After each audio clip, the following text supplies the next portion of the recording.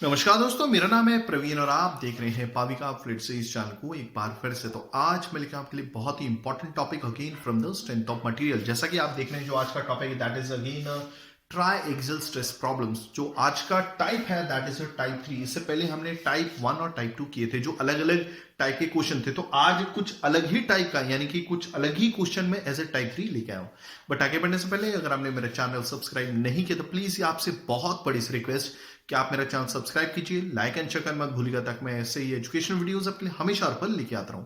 और इसी वीडियो के डिस्क्रिप्शन बॉक्स में अगर आप देखेंगे तो आपको एक लिंक मिलेगा, जहां से आप इसी चैप्टर, यानी कि जो हमारे चैप्टर का नाम है या फिर बोल सकते हैं हमारे प्लेलिस्ट का नाम है, that is simple stresses and strain के तमाम टॉपिक्स आप डाउनलोड कर सकते हैं। यूनिवर्सिटी प्रीवियस यूनिवर्सिटी क्वेश्चंस भी with expressions, derive an expression, okay, जो भी इसमें अवेलेबल है सिंपल स्ट्रेसेस एंड स्ट्रेन में, आप डाउनलोड कर सकते हैं, सजेस्ट कर सकते हैं अपने फ्रेंड्स एंड कलीग्स को। और आए दिन काफी सारे कमेंट्स आते हैं कि सर आपकी वजह से हमारा फ्लूइड मैकेनिक्स का पेपर बहुत अच्छा गया, तो थैंक्स फॉर दिस।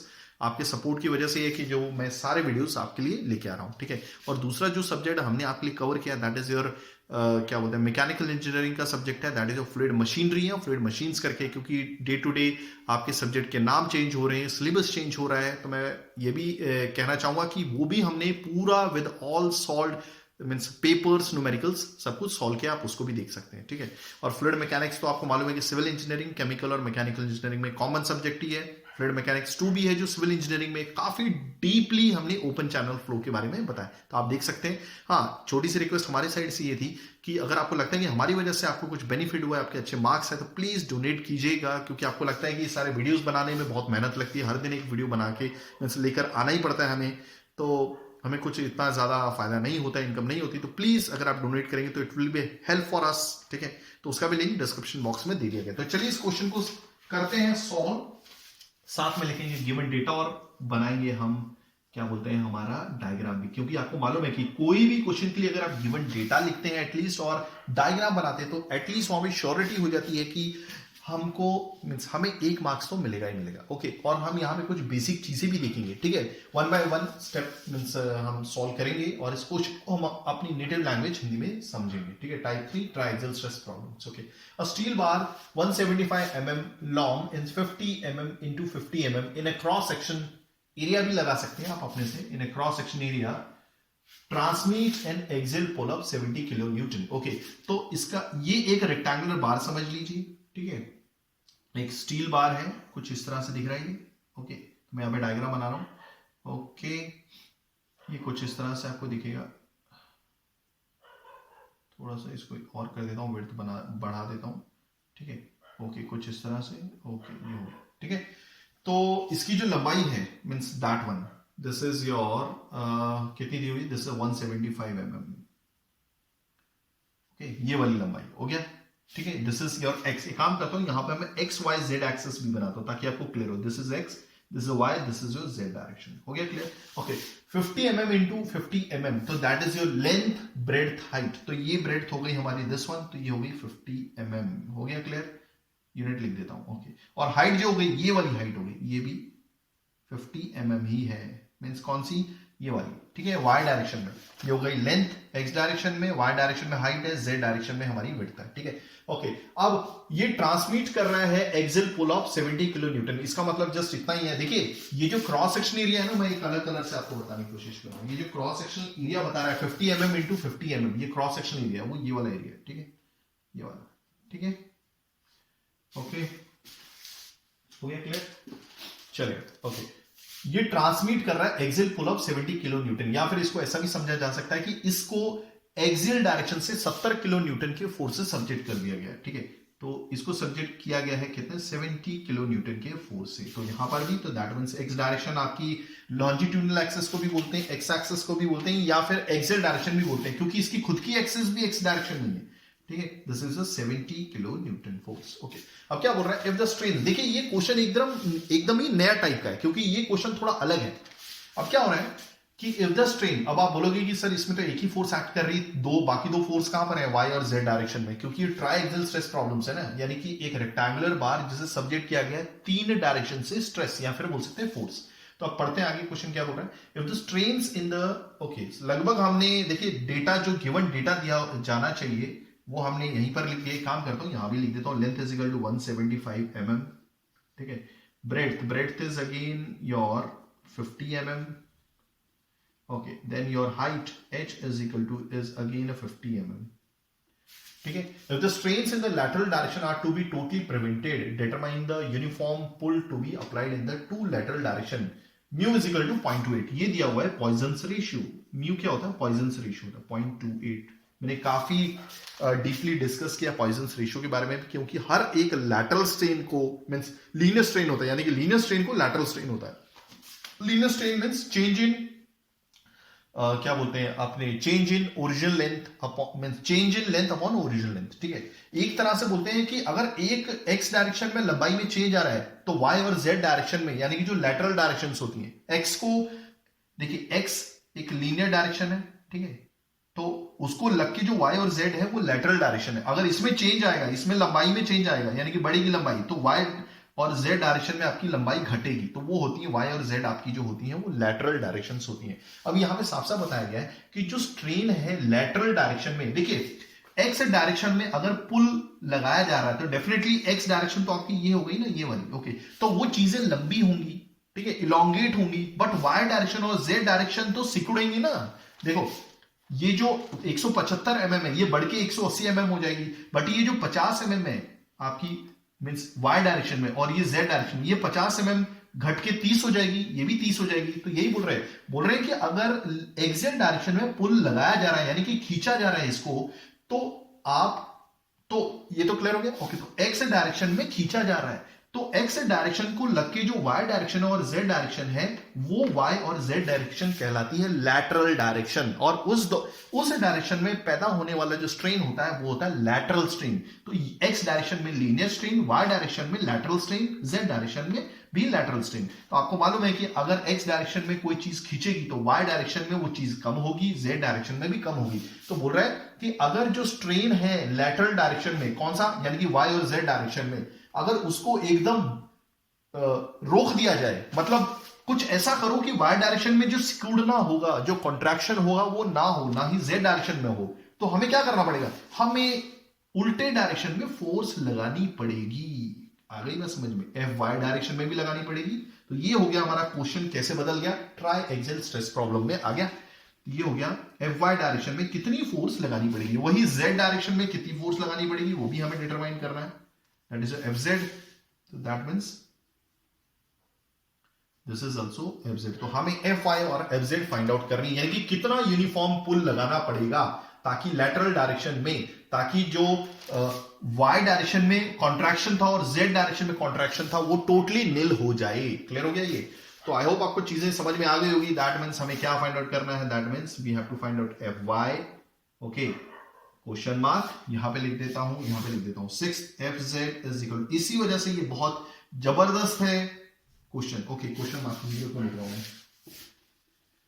क्वेश्चन बहुत अच्छा है, ओके। तो मुझे लगा कि मुझे आपके लिए लेके आना चाहिए, ओके। अब उसने क्या बोला, वाई और जेड डायरेक्शन में लैटरल स्ट्रेन 0 है, यानी कि टोटली रोकना है ना, सिकुड़न को रोकना है, यानी कि कॉन्ट्रैक्शन को रोकना है। तो दैट मींस ये दिया हुआ है EY equal to 0 and your EZ is also equal to 0, ठीक है। तो फिलहाल इस क्वेश्चन का जो ये दिया हुआ है इसको फिलहाल मैं मिटा देता हूं। तो चलते हैं अब हम अपने क्वेश्चन की तरफ, आंसर की तरफ। अब हम इस क्वेश्चन को बहुत अच्छे से करेंगे, ठीक है। तो सबसे पहले एक्स डायरेक्शन में आपको एक एक्सियल फोर्स दी हुई है, तो भाई एक काम करें, जो चीजें मालूम है वो तो फाइंड आउट कर लें, ओके। तो सबसे पहले हम क्या करेंगे, दैट इज योर, ठीक है, सबसे पहले क्या करेंगे हम, सॉरी, हाँ, सबसे पहले हम नॉर्मल स्ट्रेस एक्स डायरेक्शन में निकालेंगे, that is your force upon area, आपको मालूम ही है। तो एफएक्स एक्स डायरेक्शन में जो फोर्स होगी दैट इज 70, ओके, किलो है, सो किलो को एब्जॉर्ब करा लीजिए। एरिया कौन सा होगा, ये वाला एरिया, देखिए एक्स डायरेक्शन में कौन सा एरिया जो रेड कलर से शेड किया वो वाला एरिया, तो ये हो गया हमारा लेंथ, हो गया।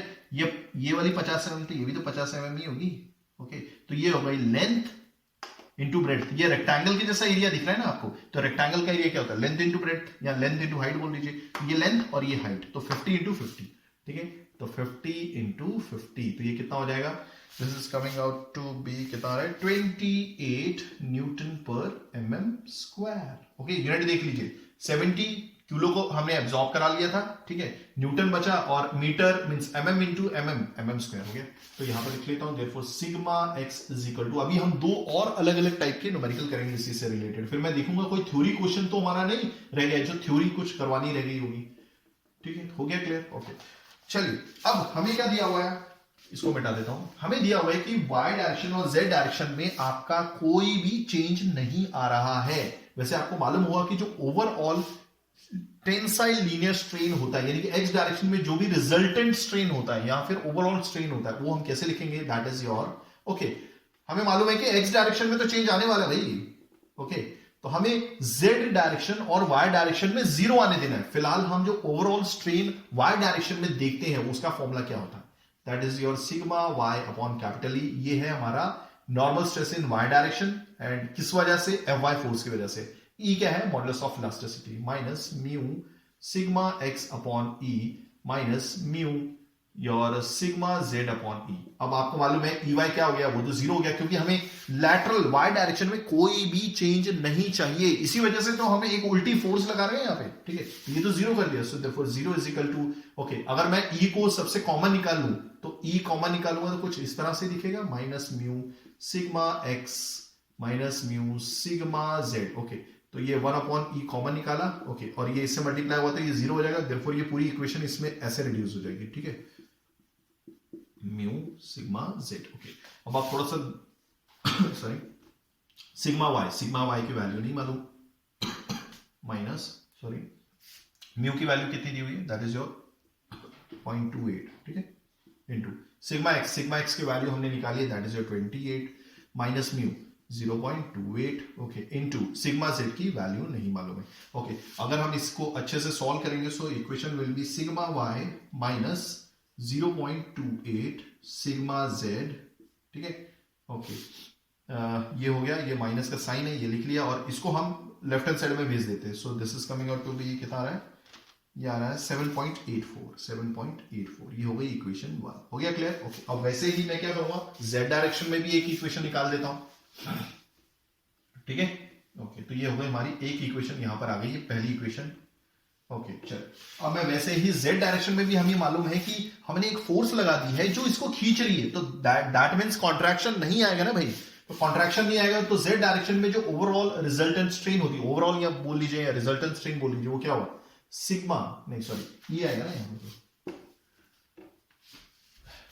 Ez इज इक्वल टू, ये ओवरऑल याद रखना, तो that is your sigma z upon E minus mu sigma y upon E minus mu sigma z upon E, okay, ये तो जीरो है ना भाई, हमें तो बोल दिया कि हमें प्रिवेंट करना है, रोकना है, प्रिवेंट करना है मतलब जीरो कर देना है, कोई आने नहीं देना है, इसी वजह से तो हमने एक एक्सियल डायरेक्शन लगाई, एक्सियल फोर्स लगाई है z डायरेक्शन में, ठीक है, so therefore zero is equal to, अब आप काम कीजिए E को कॉमन निकाल लीजिए, तो आपको मालूम है जब E को कॉमन निकालोगे तो जो हमने पिछले केस में किया था कि E into zero is your zero, तो ये पूरी इक्वेशन रिड्यूस होके कुछ इस तरह ही दिखेगी आपको, हो गया clear, okay. Now zero is equal to sigma z की वैल्यू नहीं मालूम, म्यू, ओके, म्यू की वैल्यू तो मालूम है, पुट कर लेते, कोई प्रॉब्लम नहीं है, so mu is your 0.28, okay, sigma y की वैल्यू तो नहीं मालूम, एक मिनट, यहाँ पे z लिखा है, यहाँ पे y लिखा है, तो यहाँ पे सॉरी यहाँ पर x होना चाहिए था, सॉरी, ठीक है, यहाँ पे x होना चाहिए था क्योंकि z लिखा है तो x और यहाँ पे y होना चाहिए था, ठीक है, तो ये हो गया z, ओके, ये हो गया x और ये हो गया y, ठीक है, ओके, तो हाँ, तो mu x, okay, z mu x, okay, mu x sigma x की वैल्यू क्या है हमारी, दैट इज 28, देखिए म्यू की वैल्यू लिखी, फिर सिग्मा x की वैल्यू लिखी minus mu is 0.28 multiply by sigma y की वैल्यू नहीं मालूम, ठीक है, सो अगर आप इसे करेंगे तो ये वैल्यू मालूम है, इसको लेफ्ट हैंड साइड पे लेके आ जाइए तो दैट विल बी कितना हो जाएगा, वही इक्वेशन आ जाएगी 7.84, ओके, इसको मैंने लेफ्ट हैंड साइड पे ले लिया, एक काम करता हूं, सबसे पहले मैंने इसको यहां पे लिख लेता हूं, सिग्मा z माइनस ये यहां पे लिखा, ये वाली यहां पे लिख दिया मैंने 0.28 इंटू सिग्मा y, ओके, और इसको मैंने लेफ्ट हैंड साइड पे ले लिया, तो ये इक्वल टू 7.84 हो जाएगी, तो ये हो गई हमारी इक्वेशन 2। एक काम करता हूं, इसको मैं अलग से लिखता हूं नहीं तो आपको कंफ्यूजन हो जाएगा यहाँ पे, ओके, ये हो गया हमारा इक्वेशन 2, ठीक है। तो अगर आप कैलकुलेटर का यूज करके, let me show you calculator, अगर आप कैलकुलेटर का यूज करके अगर आप इसे लिखते हैं, ठीक है, तो आपको क्या करना है देख लीजिए। यहाँ पर अगर कैलकुलेटर में आप देख रहे हैं, मोड दबाइए, ओके, ठीक है। अब इक्वेशन पे आइए और 2 अननोन्स पे जाइए, ठीक है। तो वहां पर a1 a2 और क्या बोलते हैं कांस्टेंट आ जाएगा। तो a1 में क्या लेता हूं, सबसे पहले मैं ये इक्वेशन लेता हूं, ठीक है। Sigma Y, okay, sigma Y क्या है, दैट इज योर 1, इसका कोफिशिएंट क्या है 1, ओके। ये क्या है, सिग्मा जेड का कोफिशिएंट क्या है, -0.28, तो -0.28 करता हूं, ओके, और इक्वल टू 7.84, ये हो गया हमारा कांस्टेंट, ओके। C1 की वैल्यू दे दी। अब A2 की वैल्यू, ओके, अगर सिग्मा वाई को मैंने क्या बोलते हैं पहला वेरिएबल लिया है, तो सिग्मा वाई जो होगा क्या बोलते हैं वो मैं पहला ही वेरिएबल ट्रीट करूंगा। तो जब A2 की वैल्यू पूछेगा तो मैं सिग्मा वाई की जो कोफिशिएंट होगा वही पुट करना है ना। मैं यहां पर तो कोफिशिएंट 1 था, सबसे सिग्मा वाई को फर्स्ट वेरिएबल कंसीडर कर रहा हूं, तो यहां पर भी सिग्मा वाई को फर्स्ट वेरिएबल कंसीडर करूंगा, तो उसका जो कोफिशिएंट है वो है -0.28, so that will be -0.28, okay. So B2 is हमारा Z है, Z क्या है 1 है इसका coefficient, okay. Then C that is your 7.84, okay. अगर मैं इसे सॉल्व करूंगा तो ये जो सिग्मा Z आ रहा है, देखिए यहां पर लिख देता हूं, देखो सिग्मा क्या हमने पहला कोफिशिएंट सिग्मा y लिया था, sigma y is equal to 10 point, देखिए यहां पर 10.89 आ रहा है, 10.89 न्यूटन पर mm², ओके।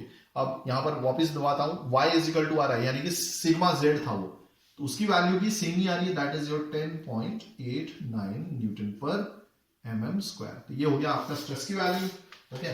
तो चलिए ये तो हो गया क्लियर। तो दोनों इक्वेशन हमने सॉल्व कर दी कैलकुलेटर की मदद से, ठीक है, क्योंकि कैलकुलेटर तो आपको इंजीनियरिंग में अलाउड है, तो आप यूज कर सकते हैं।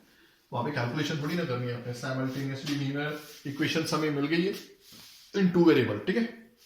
अब हमें क्या फाइंड आउट करना था, तो देखिए हमने ये कंडीशन का यूज किया, हाँ, तो अभी हमें Fy और Fz निकालनी है। अब आपको मालूम है दैट स्ट्रेस क्या होता है, अगर y डायरेक्शन में आप स्ट्रेस देखोगे, y डायरेक्शन में स्ट्रेस, तो that is your force upon area. अब फोर्स भी y डायरेक्शन में होगी, तो हमें फोर्स चाहिए Fy, तो ये एरिया इसके साथ मल्टीप्लाई हो जाएगा, so therefore Fy is equal to stress y direction में इनटू एरिया, हो गया। सो देयरफॉर Fy जो फोर्स आ रही है, स्ट्रेस कितनी है y डायरेक्शन में, that is your 10.89, okay. Area कौन सा यूज करेंगे, y डायरेक्शन में जो एरिया आ रहा है वो ये वाला एरिया, ठीक है, ये वाला, ये लेंथ और ये, क्योंकि y डायरेक्शन ऊपर है तो ये जो एरिया यूज किया जा रहा है ये लेंथ होगी और ये ब्रेड्थ होगी, ओके। तो जो एरिया होगा 175 into 50, okay. So this is coming out to be कितना रही, Fy की वैल्यू जो आ रही है, दिस इज 95200 न्यूटन। याद रखिएगा ये हो गया हमारा, इसकी जो यूनिट आई थी, देखिए इसकी यूनिट भी देख लीजिए, इसकी यूनिट क्या है, न्यूटन पर mm² इंटू ये mm में इंटू mm, तो mm इंटू mm, ओके। तो mm इंटू mm² तो ये पूरा कट जाएगा, न्यूटन बच जाएगा, ओके। आप इसे चाहें तो 950.2 किलो न्यूटन भी लिख सकते हैं, ओके। वैसे उतने ही वैल्यू की आपकी Fz भी आएगी, Fz का फॉर्मूला क्या हो जाएगा, वही है stress in z direction into area, okay. तो z डायरेक्शन में जो स्ट्रेस है वो आपका वही है, values 10.89 into area. Area z direction में जो एरिया आ रहा है, देखिए जो खाली दिख रहा है ना आपको, इसमें ये लंबाई हो गई और ये वाली आपकी हाइट यानी कि ब्रेड हो गई, लेंथ इंटू ब्रेड्थ। अभी देखिए ये जो खाली आपको स्पेस दिख रही है ना, ये वाली, ये वाला, मैं यहाँ पे दूसरा अलग से कलर आपको बताता हूं, ये वाला एरिया, ये, ठीक है। तो ये क्या है, ये लंबाई है और ये इसकी हाइट है यानी कि ब्रेड्थ है, ऐसा बोल लीजिए, ठीक है। सो ये हो जाएगा आपका एरिया, एरिया क्या है, लेंथ इंटू ब्रेड्थ, यानी कि 175 इंटू दैट इज अगेन, ये भी हाइट भी 50 है, तो आंसर तो सेम ही आने वाला है। Therefore Fz equal to your 95200 newton. So finally आप लिख सकते हैं Fz is equal to 95.2 kilo newton. ये हो गई हमारी फोर्स जो चाहिए ताकि स्ट्रेन 50-50 बना रहे और ये विड्थ भी आपकी 50 बनी रहे, हाइट भी आपकी 50 बनी रहे y डायरेक्शन में और z डायरेक्शन में भी आपकी 50 बनी रहे। सो आई होप आपको चीजें समझ में आ गई होंगी। अगर आप ऐसी एजुकेशन वीडियो चाहते हैं तो प्लीज डू राइट कमेंट, मैं पूरी कोशिश करूंगा टाइमली वीडियोस लेके आने की। थैंक्स फॉर वॉचिंग, धन्यवाद, थैंक यू।